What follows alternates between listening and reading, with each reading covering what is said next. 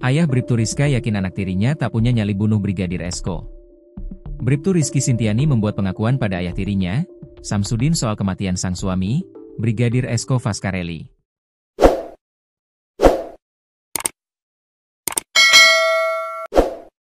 Samsudin sampai menangis setelah mengetahui Bribtu Rizka ditetapkan sebagai tersangka atas kematian Esko.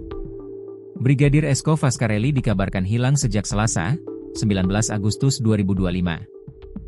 Ia ditemukan tewas di belakang rumah dusun Nyur Lembang, Desa Jembatan Kembar, Kabupaten Lombok Barat pada Minggu, 24 Agustus 2025.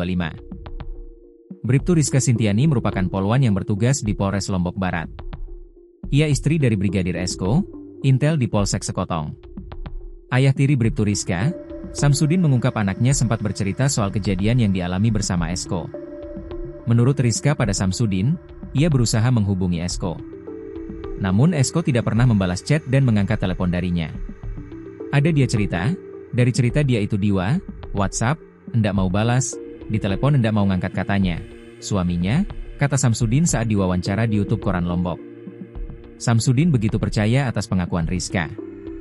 Ia yakin Rizka tak mungkin tega menghabisi nyawa suaminya sendiri. Saya yakin 1100% anak saya ini bukan dia yang bunuh. Karena saya tahu watak anak saya ini orangnya pengecut, lihat darah aja dia takut. Saya tahu dari kecilnya, saya yakin seyakin-yakinnya bukan dialah anak saya itu yang melakukannya, kata Samsudin. Dia bercerita bahwa tak banyak perbincangan ketika menjenguk Rizka di Polda Nusa Tenggara Barat, NTB. Nggak pernah dia cerita banyak-banyak ke saya. Dia cerita itu aja bukan dia melakukan, nggak pernah dia. Karena kan dia sampai berapa hari sampai show itu kan dari hari pertama kedua, jadi dia itu syokan, katanya. Samsudin berpesan pada penyidik untuk lebih dalam menyelidiki kasus kematian Brigadir Esko Fascarelli. Ia meyakini bahwa ada pelaku lain. Saya minta sama semua aparat penegak hukum kepolisian, saya minta siapa sebenarnya yang melakukan bunuh menantu saya itu karena bukan anak saya yang melakukan. Jangan sampai pelakunya ketawa-ketawa di luar sedangkan anak saya tidak pernah melakukan jadi korban. Sedih hati saya, katanya. Samsudin bahkan sampai menangis meratapi kondisi yang menimpa keluarga Rizka. Suaminya tewas dengan cara tak wajar. Dua anaknya kini dirawat orang lain. Dan dia sendiri mendekam di rumah tahanan, Rutan, Polda NTB. Sudah anak saya jadi korban, suaminya hilang dibunuh begitu saja.